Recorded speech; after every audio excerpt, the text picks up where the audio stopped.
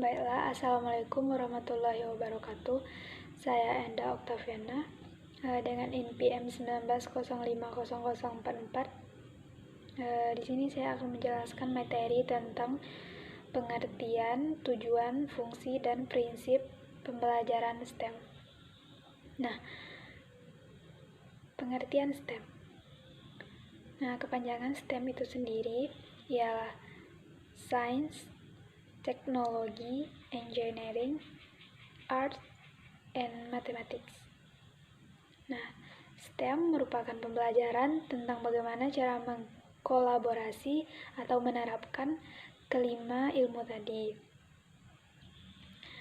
yaitu pengetahuan, teknologi, teknik, seni, dan matematik, secara komprehensif sebagai pola pemecahan masalah.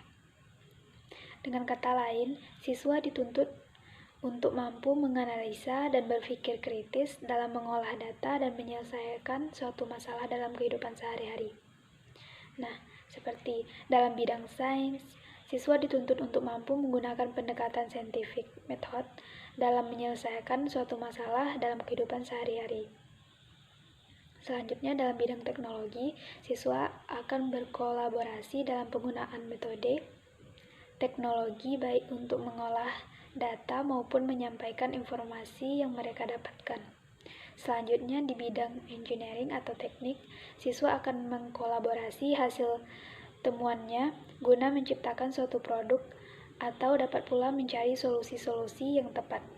Selanjutnya, dalam bidang arts atau seni, siswa akan mengkreasikan produk atau temuan mereka agar dapat diterima oleh masyarakat ataupun bagaimana cara mereka mempromosikan hasil temuan tersebut.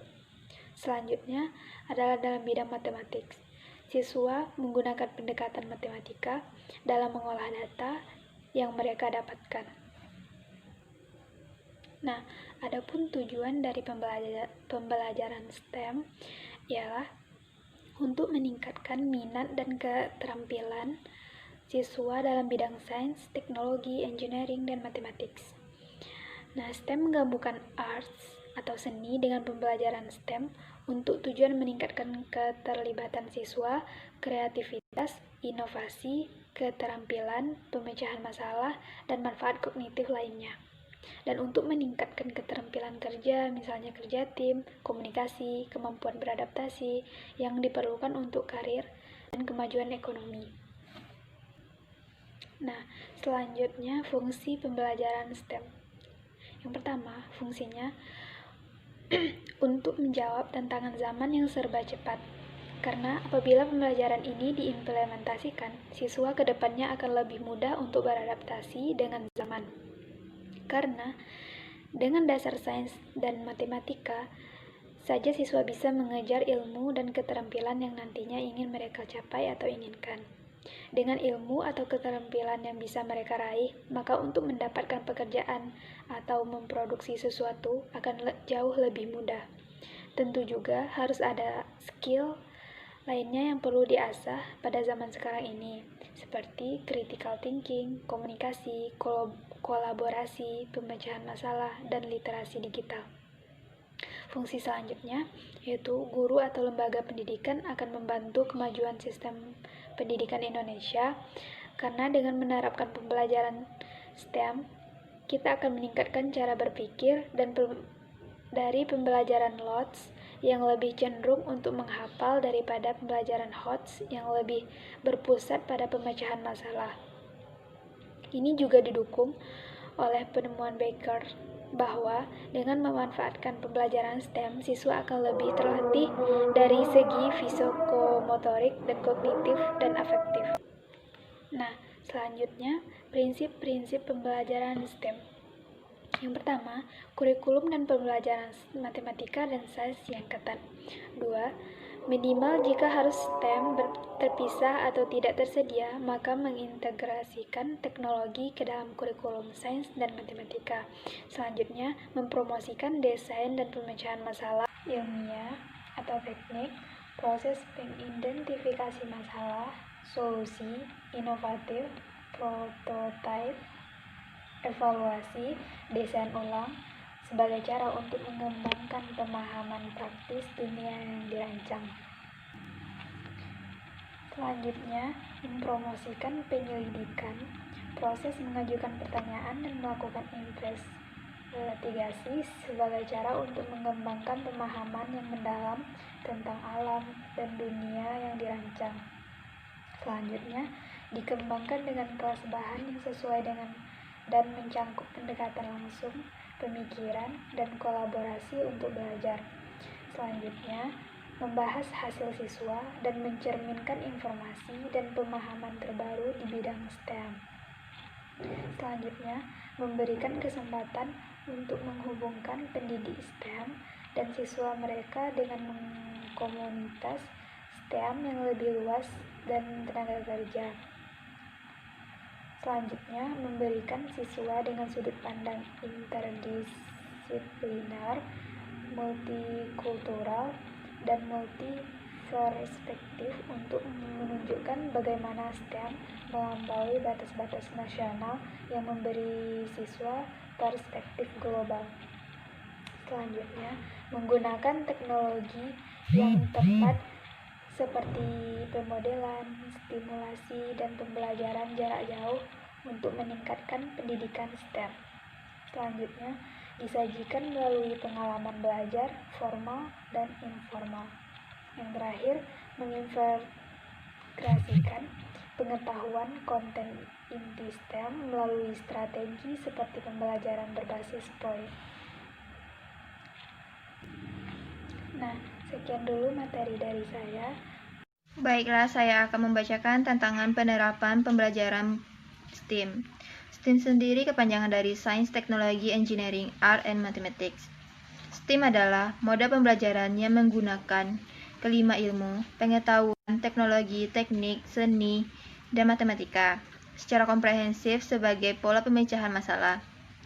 Dengan moda pembelajaran STEM, siswa akan terlatih untuk menganalisa permasalahan yang ada dengan menggunakan berbagai pendekatan, baik sains, teknologi, seni, teknik, maupun matematika. Siswa juga terlatih untuk berpikir kritis dan kreatif. Selain itu, siswa juga terlatih akan memberikan pendapat baik tulisan dan lisan. Model belajar STEM menekankan kreativitas siswa yang dipadukan melalui sentuhan ilmu pasti dan seni, sehingga STEM diakui akan dapat menciptakan lulusan yang bisa bersaing di era global. Dalam penerapannya, model belajar STEM hampir sama dengan pembelajaran yang berdasarkan proyek based learning. Bedanya, STEM lebih menekankan penggabungan proses pembelajaran ke dalam paradigma pembelajaran kohesif berdasarkan dunia nyata. STEM dapat diterapkan dalam semua jenjang pendidikan, mulai dari TK sampai perguruan tinggi. Untuk siswa TK, STEM dapat diaplikasikan melalui permainan bolok susun tematik atau permainan Lego Duplo, kunjungan ke kebun binatang, atau dengan pengamatan sederhana terhadap tumbuhan dan binatang. Untuk siswa SD, STEM dapat diterapkan dalam tiap mata pelajaran dengan pemaksimalan pemakaian gadget sebagai sarana, sumber, dan media belajar bagi siswa. Untuk jenjang SMP, siswa dilatih untuk menganalisis yang lebih menyeluruh dan difasilitasi untuk membuat penelitian sesuai kreativitas masing-masing. Naik ke jenjang SMA, STEM diterapkan guru dengan menstimulasi siswa membuat inovasi penyelesaian masalah sehari-hari. Materi selanjutnya yaitu pembelajaran STEM menggunakan Problem Based Learning atau PBL. Apa itu PBL? Metode pengajaran yang bercirikan adanya permasalahan nyata sebagai konteks untuk para peserta didik belajar berpikir kritis dan keterampilan memecahkan masalah dan memperoleh pengetahuan. Model pembelajaran masalah atau PBL dalam kurikulum 2013 memiliki tahapan sebagai berikut. Yang pertama yaitu orientasi peserta didik terhadap masalah. Pada tahap ini, guru harus menjelaskan tujuan pembelajaran dan aktivitas yang akan dilakukan agar peserta didik tahu apa tujuan pertama pembelajaran dan apa permasalahan yang akan dibahas. Bagaimana guru akan mengevaluasi proses pembelajaran? Hal ini untuk memberi konsep dasar kepada peserta didik. Guru harus bisa memberikan motivasi peserta didik untuk terlibat aktif dalam pemecahan masalah yang dipilih. Kedua, yaitu mengorganisasikan peserta didik. Pada tahap ini, guru membantu peserta didik untuk mendefinisikan dan mengorganisasikan tugas belajar yang berhubungan dengan masalah yang telah diorientasi. Misalnya, membantu peserta didik untuk membentuk kelompok kecil, membantu peserta didik membaca masalah yang ditemukan pada tahap sebelumnya. Kemudian mencoba untuk membuat hipotesis atas masalah yang telah ditemukan. Yang ketiga yaitu membimbing penyelidikan individu dan kelompok. Pada tahap ini, guru mendorong peserta didik untuk mengumpulkan informasi sebanyak-banyaknya, melaksanakan eksperimen, menciptakan dan membagikan ide mereka sendiri untuk mendapatkan penjelasan dan pemecahan masalah tersebut. Yang keempat yaitu mengembangkan dan menyajikan hasil karya. Pada tahap ini, guru membantu peserta didik dalam menganalisis data yang telah terkumpul pada tahap sebelumnya. Sesuaikan data dengan masalah yang telah dirumuskan. Kemudian dikelompokkan berdasarkan kategorinya. Peserta didik memberikan argumen terhadap jawaban pemecah masalah. Karya bisa dibuat dalam bentuk laporan, video, ataupun model. Terakhir yaitu menganalisis dan mengevaluasi proses pemecahan masalah.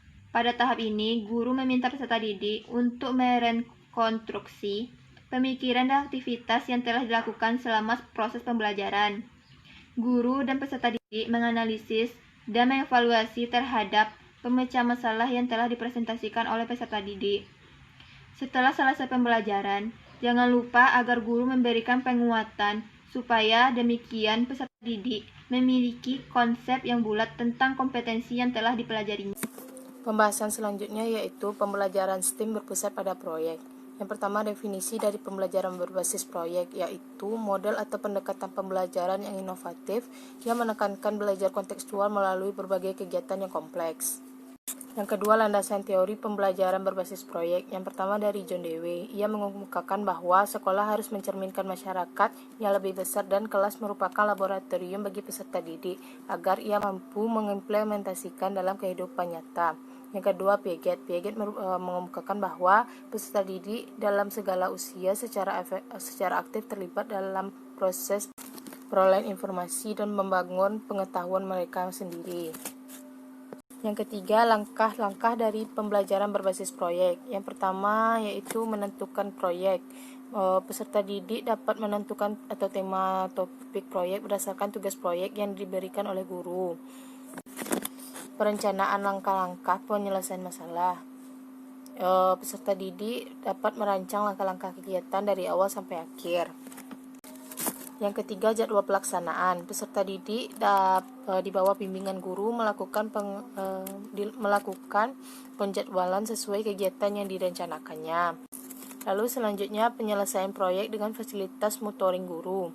Aktivitas yang dilakukan pada langkah ini yaitu membaca, meneliti, observasi, interview, merekam, berkarya seni, dan mengunjungi objek. Selanjutnya, publikasi hasil proyeksi. Hasil proyek yang telah mereka kerjakan dipresentasikan kepada peserta didik lainnya. Selanjutnya, evaluasi proses dan hasil proyek. Pada langkah ini, guru melakukan refleksi terhadap aktivitas dan hasil proyek yang telah dilakukan oleh peserta didik. Lalu yang keempat, ada peran guru dalam pembelajaran berbasis proyek. Yang pertama yaitu mengajar kelompok dan menciptakan suasana yang nyaman. Yang kedua, memastikan bahwa sebelum memulai pembelajaran, setiap kelompok telah membagi tugasnya masing-masing. Lalu yang ketiga, memberikan materi atau informasi pada saat yang tepat. Yang keempat, memastikan bahwa aktivitas diskusi diakhiri dengan evaluasi mandiri. Yang kelima, menjaga agar kelompok terus memusatkan perhatian pada pencapaian tujuan. Selanjutnya yaitu kelebihan dan kekurangan dari pembelajaran berbasis proyek. Yang pertama yaitu kelebihan. Kelebihannya yang pertama yaitu bisa menghubungkan pembelajaran di sekolah dengan dunia nyata. Lalu yang kedua, bisa meningkatkan kemampuan peserta didik menggunakan teknologi. Yang ketiga, bisa mempersiapkan peserta didik menghadapi kehidupan nyata yang terus berkembang. Lalu kekurangannya yang pertama yaitu membutuhkan waktu dan biaya yang banyak. Lalu yang kedua, diperlukan proyek khusus untuk kelas atau sekolah yang menggunakannya. Lalu yang ketiga, membutuhkan desain sekolah dan kelas yang lebih efektif dan dinamis karena sering melakukan presentasi. Materi selanjutnya yaitu perancangan pembelajaran STEM. Perancangan pembelajaran STEM ini ada 6 langkah. Yang pertama yaitu keaslian, yaitu proyek harus sesuai dengan permasalahan yang secara nyata terjadi dan mampu untuk diamati. Yang kedua yaitu perilaku akademis, yaitu proyek harus memberikan kesempatan kepada peserta didik untuk meningkatkan dan mengaplikasikan pengetahuan keterampilannya.